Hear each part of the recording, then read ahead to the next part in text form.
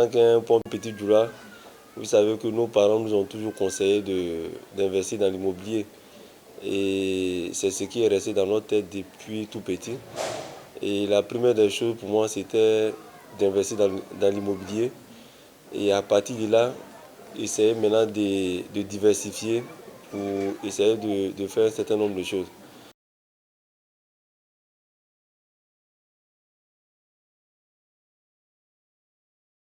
Mes amis et frères de l'équipe nationale, super bonne relation.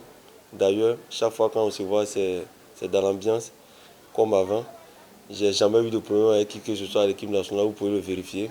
En dehors de ça, j'ai pu garder aussi d'autres relations avec d'autres amis anciens footballeurs avec qui j'ai joué, notamment au PSV, Lukaku par exemple, à Everton, et, et pas mal d'anciens joueurs en tout cas. Aujourd'hui, là, nous avons gardé de très bons contacts.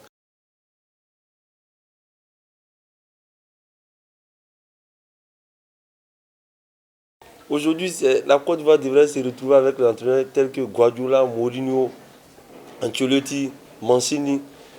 Nous ne sommes plus à ce niveau-là des entraîneurs qui viennent de débuter.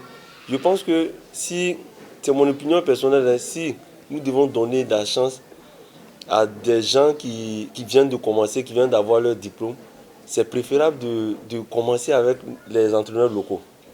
C'est de leur donner cette chance-là. Mais je ne peux pas concevoir, ni même admettre que un entraîneur expatrié qui vient d'avoir son diplôme, qui prend la tête de notre équipe nationale et on ne donne pas les mêmes chances aux entraîneurs locaux. Pour moi, c'est inacceptable et c'est des choses à dénoncer. Je pense qu'on va continuer à parler de ça.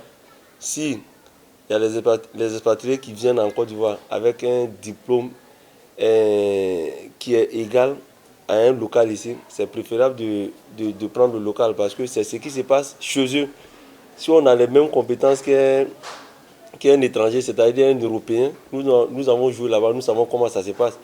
Vous avez les mêmes qualités, mais on privilégie toujours le national.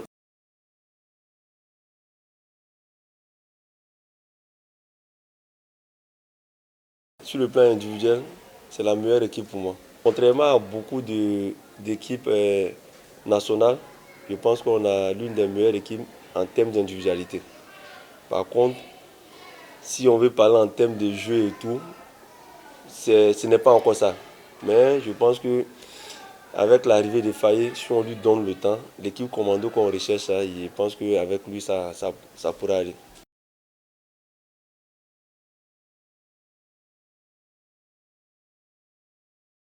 Une génération dorée, c'est déjà la qualité de l'équipe et puis euh, le jeu même de l'équipe, sur le plan tactique et tout. Et nous, entre guillemets, qui avons appartenu à cette génération dorée, c'est que du, du gardien jusqu'au 25e joueur, tout le monde joue dans un championnat de haut niveau. Et nous étions tous titulaires dans nos différents clubs. Et ça, c'est la différence. Mais au-delà de ça, en termes de jeu, de proposition de jeu, avoir de grands joueurs, c'est pas synonyme d'avoir une grande équipe. Mais nous, on avait des grands joueurs et on a réussi à mettre une grande équipe en place parce que on se faisait peur, on se faisait inquiéter, que ce soit à l'extérieur du terrain, même sur le terrain, on se faisait respecter. Et en termes de jeu, on proposait quelque chose qui était à la hauteur quand même des joueurs qui étaient à cette époque-là. À la différence d'aujourd'hui, on a une équipe talentueuse, mais des joueurs qui ne sont pas tous dans de grands clubs, qui aujourd'hui en termes aussi de proposition de jeu, c'est pas comme avant. Aujourd'hui, il y a un petit truc qui manque, c'est l'engagement qu'on demande, que les Ivoiriens demandent à cette équipe-là.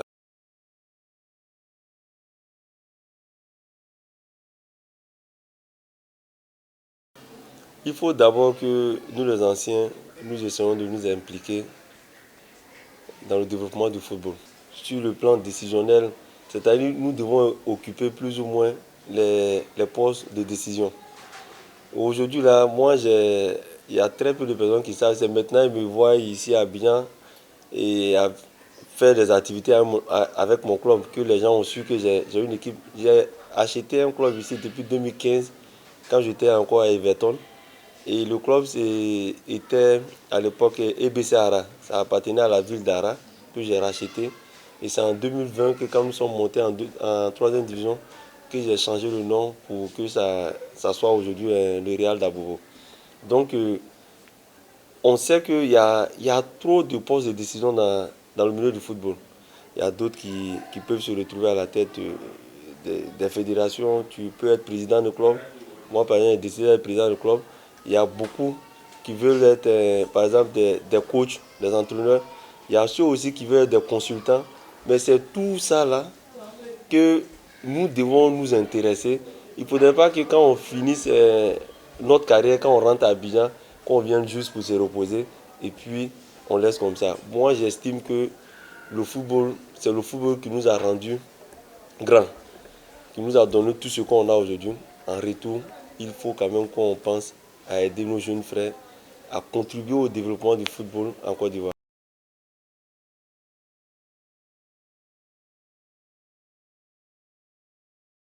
C'est une très bonne chose.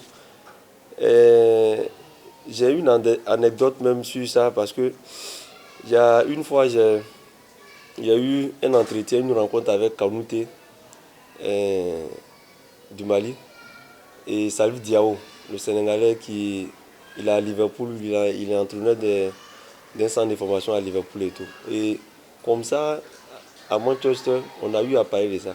Il dit, mais il faut que nous, les joueurs africains, quand on rentre, qu'on s'implique dans le développement du football chez nous en Afrique.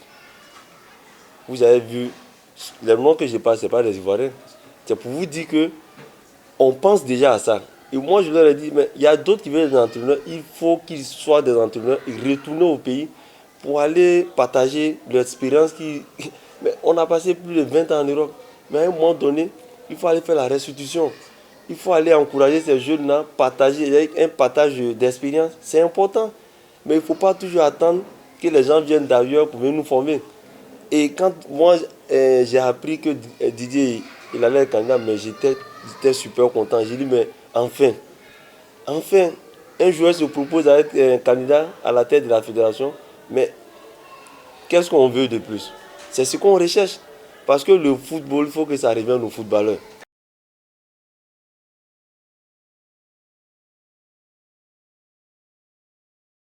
L'objectif principal, c'était de soutenir le COCAN dans sa mission, dans l'organisation de la CAN de manière concrète.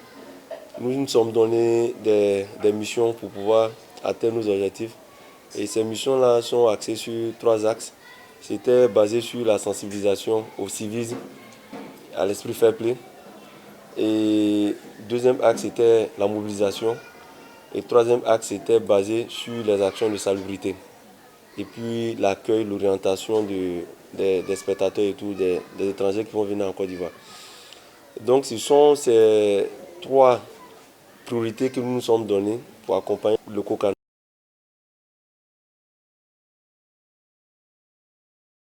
Mes jeunes frères, il faut qu'ils montrent beaucoup plus d'engagement quand ils jouent. C'est ce que les Ivoiriens ont envie de voir. La Côte d'Ivoire, c'est un peuple magnifique. Les gens ne demandent pas grand-chose. J'ai été footballeur, j'ai vu comment les gens aiment leur équipe nationale. Nous, aujourd'hui, le respect que les gens nous donnent, ce n'est pas parce qu'on a gagné une canne. Pas du tout. Le respect qu'on nous donne, c'est parce que les gens ont estimé que nous avons mouillé le maillot. Même quand on perdait des matchs, on savait qu'on perdait, mais on perdait les armes à la main. Et c'est ça les gens ils ont apprécié. Et c'est ce que je demande à nos petits frères, de jouer avec beaucoup d'engagement, avec beaucoup d'envie, comme si c'était leur dernier match.